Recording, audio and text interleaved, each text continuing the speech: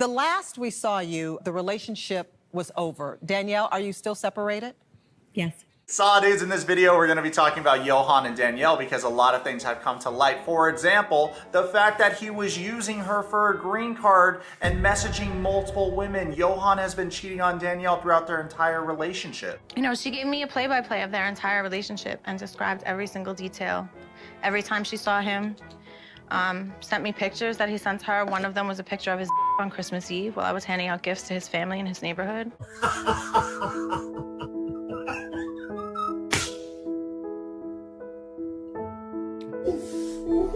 Many months later. Mira cómo me tiene en las redes, difamado. Get a load of Johan trying to paint the picture like Danielle has defamed him. Buddy, you're just upset that you got caught for cheating on her with multiple women. This is Johan from Villa Hermosa. He is currently recruiting women from Europe, Argentina, and Canada to send him money for businesses. So please be careful. I'm happy to have private conversations with anyone who thinks they may be dating him. It's funny how Danielle put dating in brackets because it's so true. He's not really dating these women as much as using them for income and potentially trying to use them to get a green card.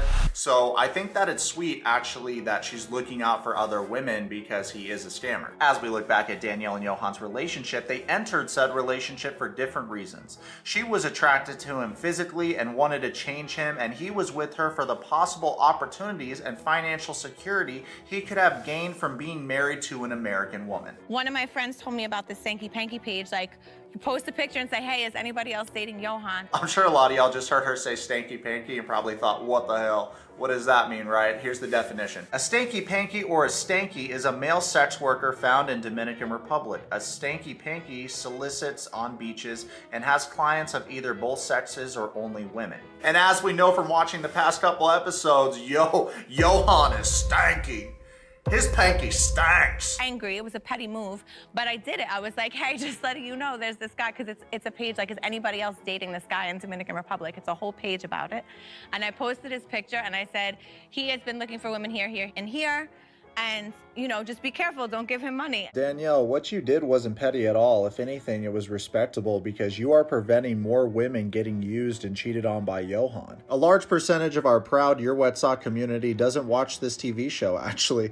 So I'm sure a lot of y'all are confused right now, asking yourselves, why are these NPCs at the tell-all from the past seasons? Well, shucks, at the beginning of the 90 Day Fiancé Season 5 tell-all, the host said the current cast would be joined by 90-day veterans, each with a connection to the current cast. These are the NPCs that were selected to give advice, ladies and gentlemen. First up, you got Andre, the guy in desperate need of anger management classes. Then you got Tanya, who when we last saw was partying and thriving in hookup culture. Thirdly, you got Kalani, who got revenge on her husband Asuelu by bringing him and the kids on a therapy show in Florida and leaving in the middle of the night to bang another dude. Then you got Tim, the guy that's wearing eyeliner that's obviously gay, but every season on the show he's been on, he's tried to date women. Gee, I wonder why the relationships didn't work out.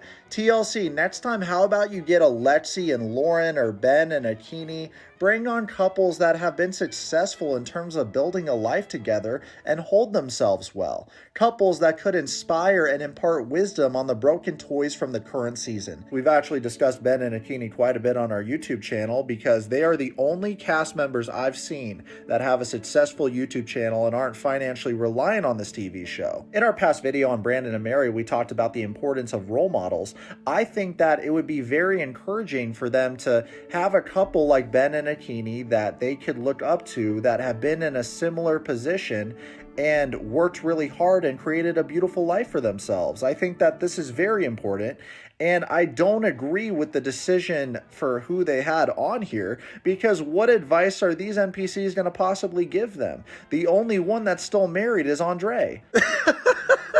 Let me know what y'all think about who they selected to give advice. I find it ridiculous, quite frankly. Just about every single one of the current season NPCs are in dire need of positive role models, especially Mary and Brandon, your guys' favorite family vloggers. They're using poor Midnight to pay the bills. Brandon is the opposite of a pog daddy. Did you see that video of their daughter pooping? What a weird thing to post publicly. I'm sure their daughter isn't going to appreciate that when she grows up. They are probably going to turn into the Walmart version of that 8 Passengers channel.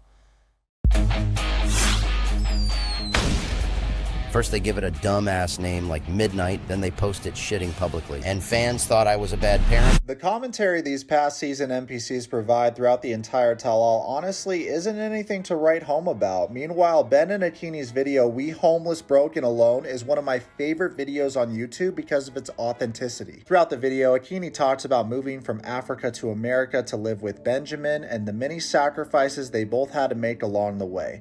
She went from having her own room to sharing a room in a house they didn't own. They didn't have spare money because most of their money went to the K-1 visa process. It's very expensive. Not to mention, Benjamin was not good at managing money in the past, so that was something they had to remedy, and she was a big part of that.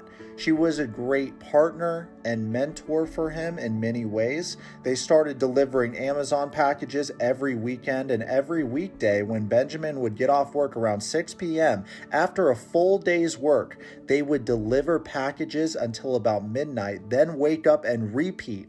Talk about a grind work cycle, huh? We see a lot of couples say vows on these TV shows, but very few take the words for better or worse seriously. They never lost trust in God, and by staying focused, they were able to pay off all their debt in the second month of working these hours. They understood that they were made for greatness, not comfort, and only through great pain can greatness be gained. During this financial crisis, you never catch Benjamin playing a mobile game, unlike a certain somebody, because he understood his role as a man, as a leader. And I'll tell you what, the more I talk about this, the more confused I am, because if you got self-sufficient winners, why are they not given more opportunities from the network to speak to these other cast members? Not one of these cast members that got a check to give advice in this tell-all has been through the trials and tribulations like Benjamin and Akinyis and gone back to back and been successful. Missed opportunity for sure, because I'd love to hear the advice they would give the present season's cast members. Happy holidays, Benjamin and Akinyis. I'm going to link your channel in our video bio. Be sure to check them out if you want to watch some wholesome content. Now let's get back to talking about Danielle. She's been holding herself well so far despite being betrayed by Johan. In part 1 of the tell-all, her segment wasn't covered. However, one of the other cast members was talking shit about her behind her back. Well, I said hello to Danielle and she didn't say hi back, so. She didn't? No. She just kind of seems like she's superior to everyone. Like, she's on another level and, like, she's too good. Look who's talking. She kind of carries a lot of mean girl energy, huh? It's ironic because she's gotten so many cosmetic procedures done that she looks like a dude that recently transitioned. Her and Sarper are the most disingenuous cast members from this season, and throughout the tell-all, she was so quick to give all these other couples advice. Girl, you stopped speaking to your family for a dude that called you a slut and a bitch.